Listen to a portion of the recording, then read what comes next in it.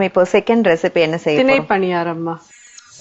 திணை பணியாரம் செய்வதற்கு தேவையான பொருட்கள்: திணை மாவு, கோதுமை மாவு, ஏலக்காய் பொடி, சோடா உப்பு, வெல்லம், தேங்காய் துருவல், வாழைப்பழம், எண்ணெய். தினை மாவு 1 கப்னா கோதுமை மாவு 1 கப் எடுத்துருக்கேன். ஓகே. 1.5 கப் வெல்லம் போட்டுக்கணும். இதுவும் நல்லா தினை அரிசி கொஞ்சம் டைம் ஆகும். உடனே அப்பம் பண்ணி உடனே சாப்பிட்டோம்னா நல்லா இருக்காது. இதுவும் மினிமம் ஒரு 2 hours ஆவது ஊறணும். ஓகே. ஸோ இதை முதல்ல கலந்து காமிக்கிறேன். அப்புறம் நான் ஊற வச்சது நான் வச்சிருக்கேன், அதை பண்ணிக்கிறேன். ஓகே. ஸோ ஃபர்ஸ்ட் வந்து தினை மாவு போட்டாங்க. இப்போ அடுத்தது கோதுமை மாவு சேர்த்திருக்காங்க. கொஞ்சம் ஏலக்காய் பொடி,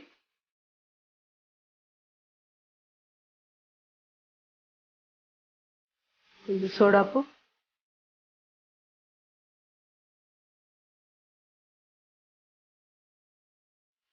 வெல்லம்,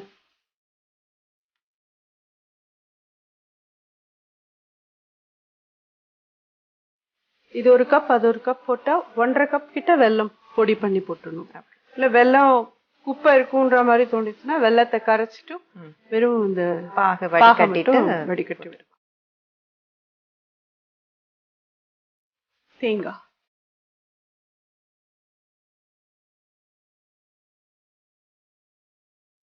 வாழைப்பழம்,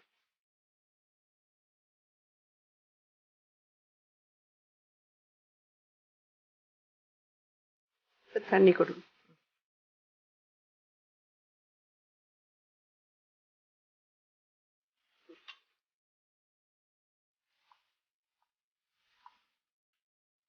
சில வாழைப்பழம் சேர்க்கறதுக்கு ஏதாவது ரீசன்? அதுவும் சாஃப்டா வச்சுக்கிறதுக்கு.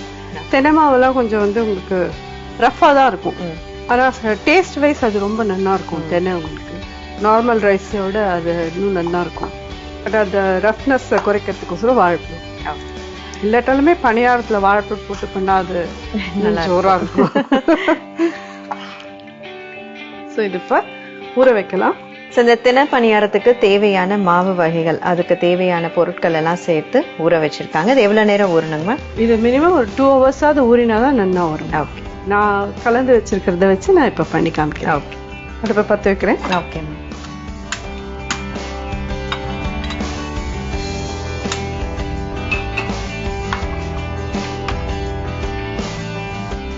முதல்ல கொஞ்சம் எல்லாத்துலயும் எண்ணெய் விட்டுப்போம். இந்த தினை பணியாரம் கான்செப்ட் எப்படிமா? யாராவது சொன்னதா இல்ல நீங்களா வந்து பண்ண ஆரம்பிச்சதா? இல்ல, இது ஆக்சுவலி அப்பம்னு எங்க வீட்டுல எல்லாம் விசேஷ நாள் அன்னைக்கெல்லாம் கோதுமையை போட்டு மட்டும் பண்ணுவோம். அதுக்கு நார்மல் ரைஸ் தான் போடுவேன். நான் ஃபார் சேஞ்ச் திணையை போட்டு பண்ணி பார்த்தா எப்படி இருக்கும் பண்ணி பார்க்கலாம். நீங்களா ட்ரை பண்ணது? அதாவது டிஃப்ரெண்டா வந்தது. ஓகே. நல்லாவும் இருந்தது.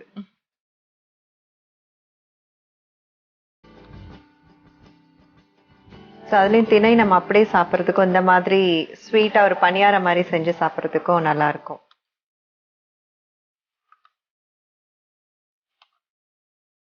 கொஞ்சம் எண்ணெய் காயணும். ஓகே.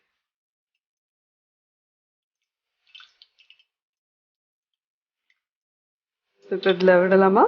எண்ணெய் காஞ்சிருக்குன்னு நினைக்கிறேன்.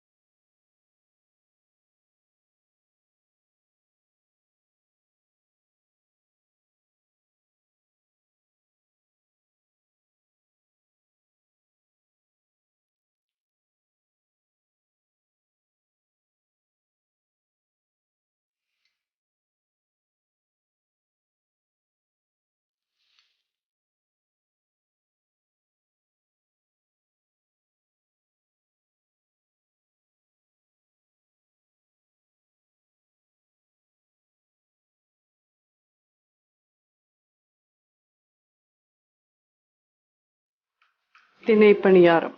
தேங்க்யூமா. நம்மளுடைய உடலுக்கு ரொம்ப ரொம்ப ஆரோக்கியமான ஒரு விஷயம் திணை. அதுல வந்து ரொம்ப அழகா வந்து இந்த திணை பணியாரம் வந்து செஞ்சிருக்காங்க. இப்ப இதனுடைய சுவை எப்படி இருக்குன்னு பார்க்கலாம்.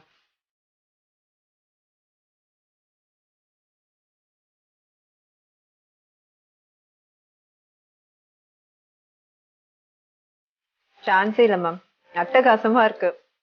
எஸ்பெஷலி வாழைப்பழம் நீங்க சேர்த்தது வந்து ரொம்ப ஹைலைட்டா அந்த டேஸ்ட்ல வந்து தூக்கி காட்டுது. ரொம்ப சுவையா இருக்கு மேம். Thank you so much.